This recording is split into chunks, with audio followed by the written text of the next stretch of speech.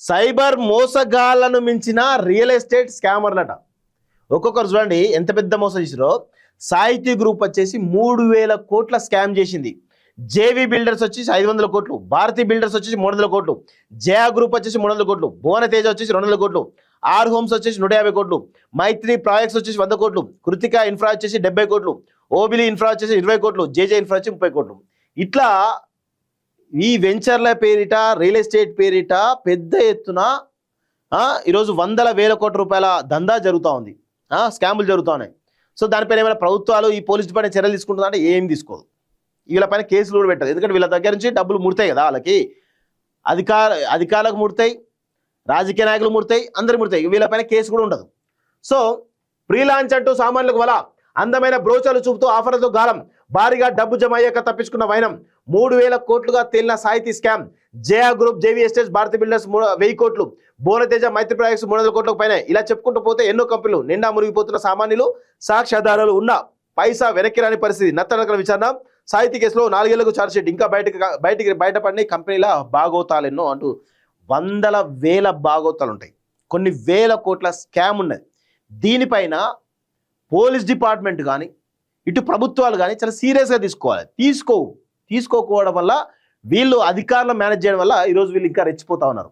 ఈరోజు సాహిత్య అని పెట్టిండు, సాహిత్య గ్రూప్, రేపు ఇంకో గ్రూప్ అని పెట్టేసి అక్కడ 100 కోట్లు, 200 కోట్లు, 1000 కోట్లు దంచుతాడు, ఆవిడ మోసం చేస్తారు. ఇట్లా మొత్తానికైతే పెద్ద ఎత్తున రియల్ ఎస్టేట్ కంపెనీలు ఈ వెంచర్ల పేరిట, ప్రీ లాంచ్ ఆఫర్స్ పేరిట పెద్ద ఎత్తున మోసం చేస్తున్నటువంటి విషయం బయటకు వస్తూ ఉంది. సో ఒకసారి చూద్దాం క్లియర్గా.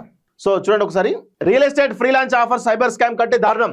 సొంతింటి కళ కోసం సామాన్యులు జీవితాంతం కష్టపడి సంపాదించుకున్న సొమ్మును కూడబెట్టుకుని ఒకేసారి చెల్లిస్తున్నారు. 45 రోజుల్లో చెల్లిస్తే స్క్వేర్ ఫీట్ కు 2,100 నుంచి 3,000 అంటూ వివిధ కంపెనీలు ఆశలు పుట్టించడంతో టెంప్ట్ అవుతుంటారు. అలా 2018 నుంచి 2023 వరకు ఫ్రీలాన్స్ స్కామ్లు భారీగా జరిగాయి. మార్కెట్లో రేట్లు అందరంత దూరంలో ఉన్నందున సామాన్య కుటుంబాలు ఎక్కడ తక్కువగా అపార్ట్మెంట్ దొరుకుతాయో అక్కడ ఎదురు చూసి అప్పులు తీసుకొచ్చి ఒకేసారి మొత్తం సొమ్ము అప్పగించారు. ఏళ్లు గడిచిన కంపెనీలు పనులు ప్రారంభించకపోవడంతో తర్వాత దిక్కుచోచిన పరిస్థితిలో పోలీసులను ఆశ్రయిస్తున్నటువంటి పరిస్థితి. సాహితీ సహా అనేక కంపెనీలు కస్టమర్ల నిండా ముంచాయి. ఇలాంటి కేసులపై స్వేచ్ఛ అనేక ఇన్వెస్టిగేటివ్ కథనాలు ఇచ్చింది. ముఖ్యంగా సాహితీ స్కామ్లో సూత్రధారులు పాతదారుల బండారాన్ని బయటపెట్టింది. అయితే విచారణ జరుగుతున్నటువంటి ఆలస్యం బాధితులకు న్యాయం జరగడంపై నీలి నీడలు కమ్ముతున్నది అంటూ చూస్తున్నాం. ఇప్పటి వరకు 15కు పైగా కంపెనీలపై కేసులు అయినాయట. ఇంతవరకు వాటికి పురోగతి లేదు.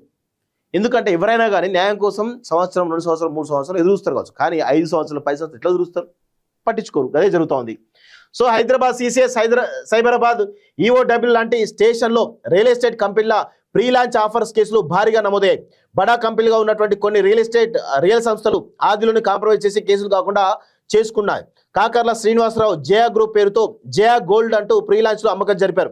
300 కోట్లు వసూలు చేశారు. ఈడీ అధికారులు చెన్నైలో అరెస్ట్ చేసి రిమాండ్ తరలించారు. గాయత్రి రియల్ ఎస్టేట్ కు డబ్బు తరలించినట్టుగా గుర్తించారు అంటూ చూస్తా ఉన్నాం. సాహితీ స్కామ్ లో బాధితులకు న్యాయం ఎప్పుడంటే న్యాయం జరగదు. అది అంత ఈజీగా న్యాయం జరుగుతుంది అనుకోవడానికి లేదు. ప్రభుత్వాలు నిజంగా వీటి పట్ల స్పందిస్తే, వీటి పట్ల కనీసం పేద ప్రజలకు న్యాయం చేయాలని అనుకుంటే చేయొచ్చు. ప్రభుత్వం పట్టించుకో. ఎందుకంటే సాహిత్య గ్రూప్ నుంచి 100 కోట్ల రూపాయలు ముడుపులు అంతాయి. ఎవరికి అంతాయి? గతంలో ప్రభుత్వం కానీ ఇప్పుడు ఉన్న ప్రభుత్వం కూడా అంతాయి. దాంతో ఏమైనా చర్యలు తీసుకుంటారా అంటే ఏముండదు. సో ఇట్లా మొత్తానికి అయితే పెద్ద ఎత్తున దర్యాప్తు ఆలస్యం అయితే ఉంటుంది, అన్ని ఆలస్యం అయితే ఉంటాయి. వీళ్ళు ఇక రేపు మాప ఎన్ని రోజులు జరుగుతుంది, మా అంటే ఇంకో సంవత్సరం జరుగుతుంది, 2 సంవత్సరాల తర్వాత లైట్ అంటారు. ఏముండదు అక్కడ.